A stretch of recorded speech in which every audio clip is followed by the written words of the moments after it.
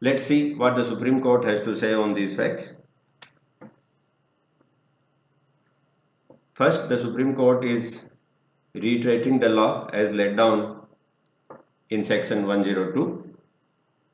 The right of private defense of the body commences as soon as a reasonable apprehension of danger to the body arises from an attempt or threat to commit the offense. And such right continues as long as apprehension of danger to the body continues. The threat must be present and imminent and not remote or distant. Yes, these are the provisions of Section 102.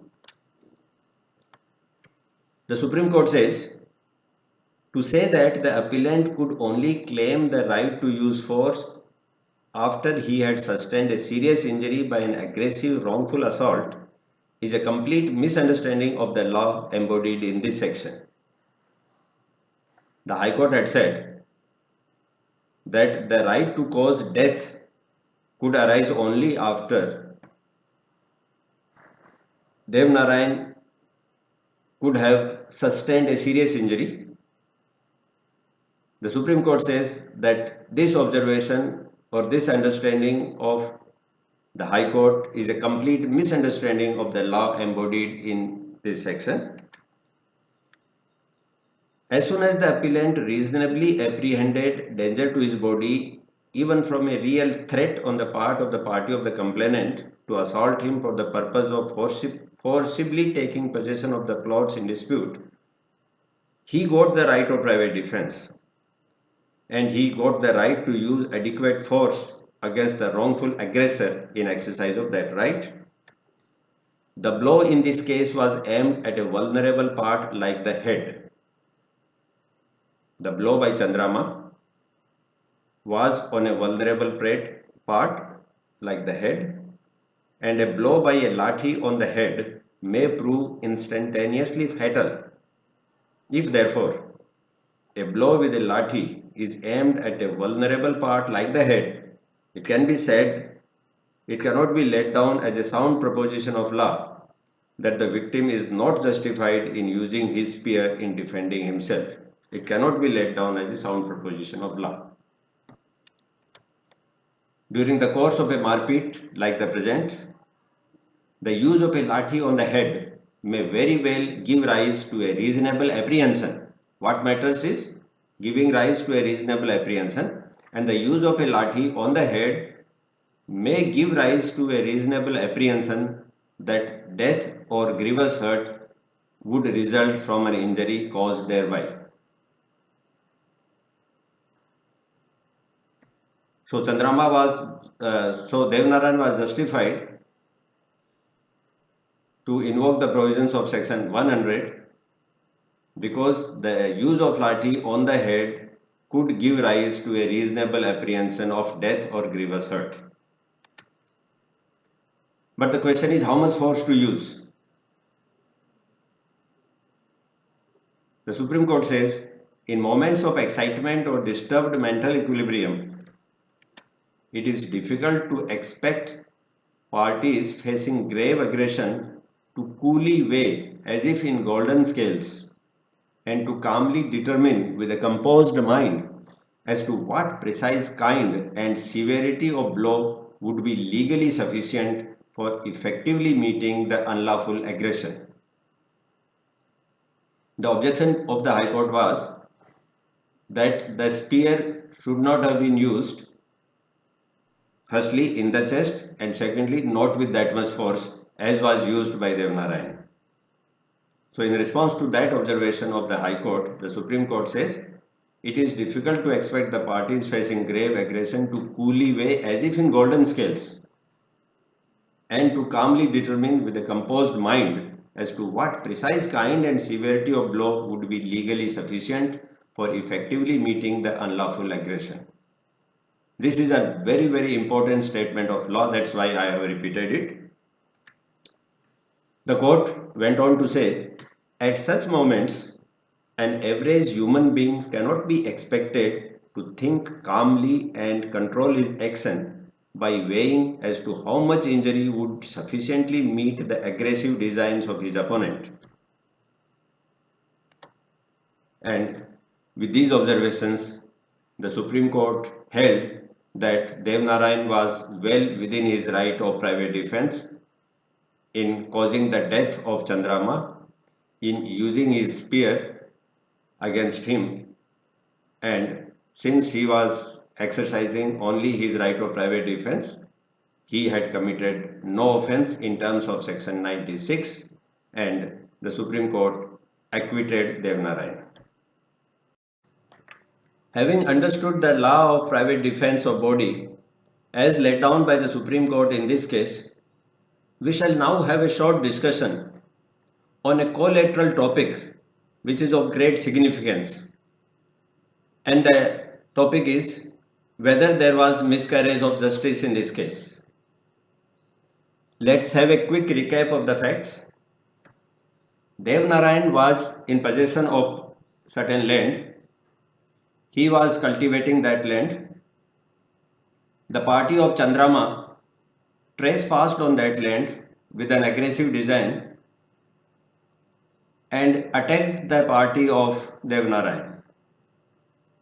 Devnarayan himself was hit on the head with a lathi. In exercise of his right of private defense, he used his spear, and the result of his act of private defense was the death of Chandrama. This action of Devnarayan was fully justified by Section 100 IPC. The Court of Session acquitted him. However, the High Court reversed the judgment.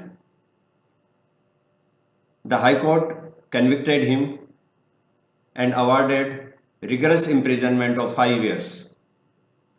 Devnarayan was put behind bars. His personal liberty was taken away. If it was taken away rightly, there is no grievance.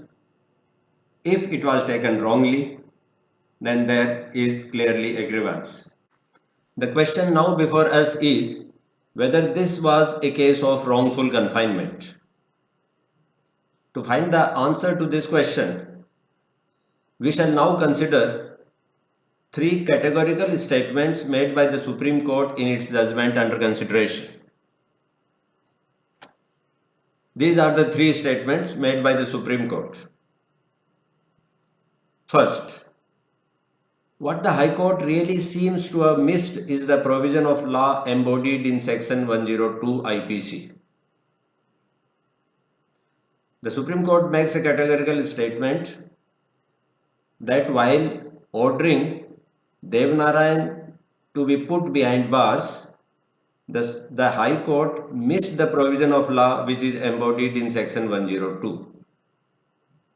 Clearly, Section 102 was the relevant section, and the Supreme Court says that the High Court missed this provision of law. Then we have the second statement from the judgment of the Supreme Court.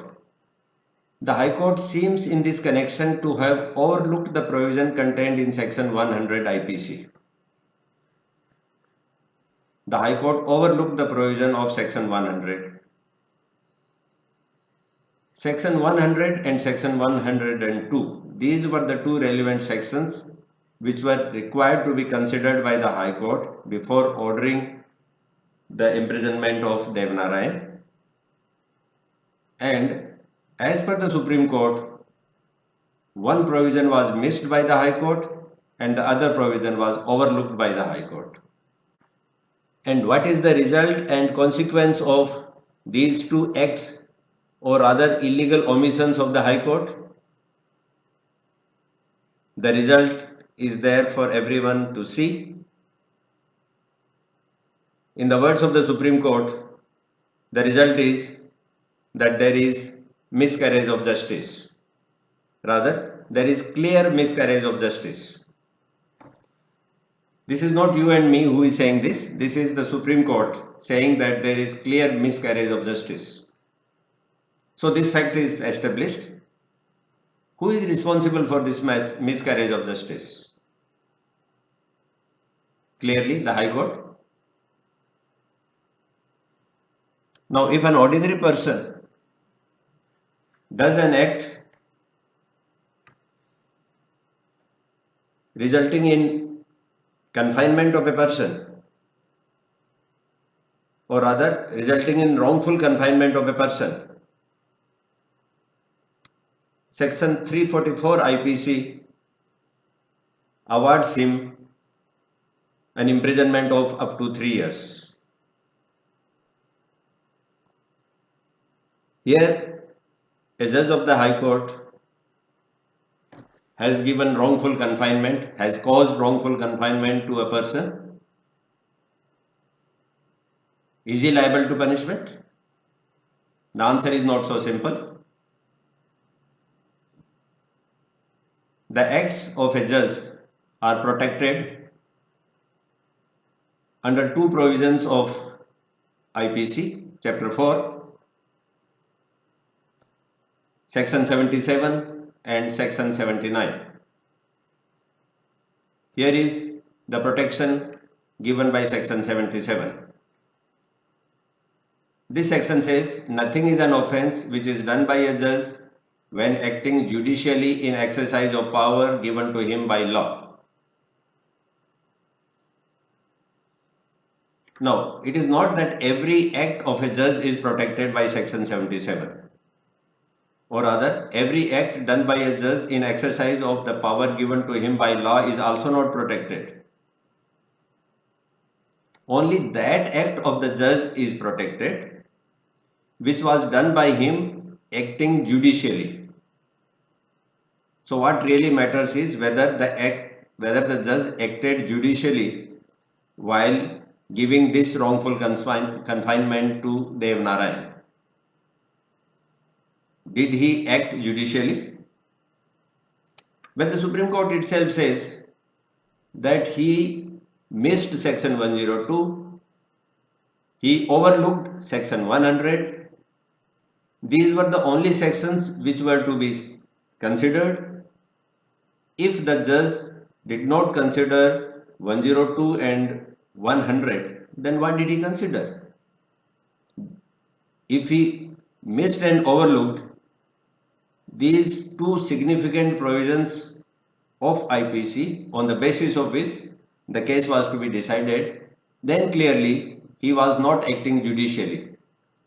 So when he ordered confinement of Dev Narayan, and which confinement has been found to be wrongful confinement,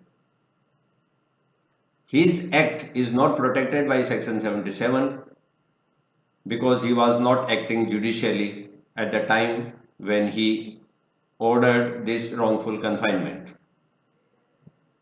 Then there is one more section which might give protection to the judge. This is Section 79.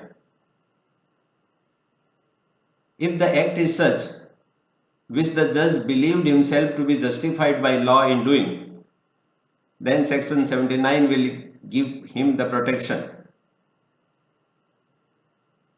The judge might say that yes, he believed himself to be justified by law in giving this confinement to this person, Dev Narayan. That may be true. He might have believed himself to be justified by law. But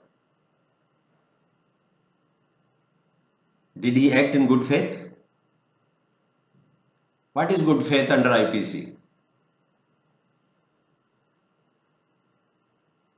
An act which is done with due care and attention can only be said to have been done in good faith. Where due care and attention is missing, that act is certainly not done in good faith. In this case, the judge missed one section, the judge overlooked another provision. He was certainly not acting with due care and attention. And his belief was not a mistake of fact. His belief was caused by a mistake of law. So, since he was not acting in good faith and since the mistake was a mistake of law, Section 79 will not be applicable. Yes, accountability must be there. A judge has also to justify his actions. If by his action, by his act, he has caused wrongful confinement to a person, he has to justify. But who will ask him? That is the $1,000,000 question.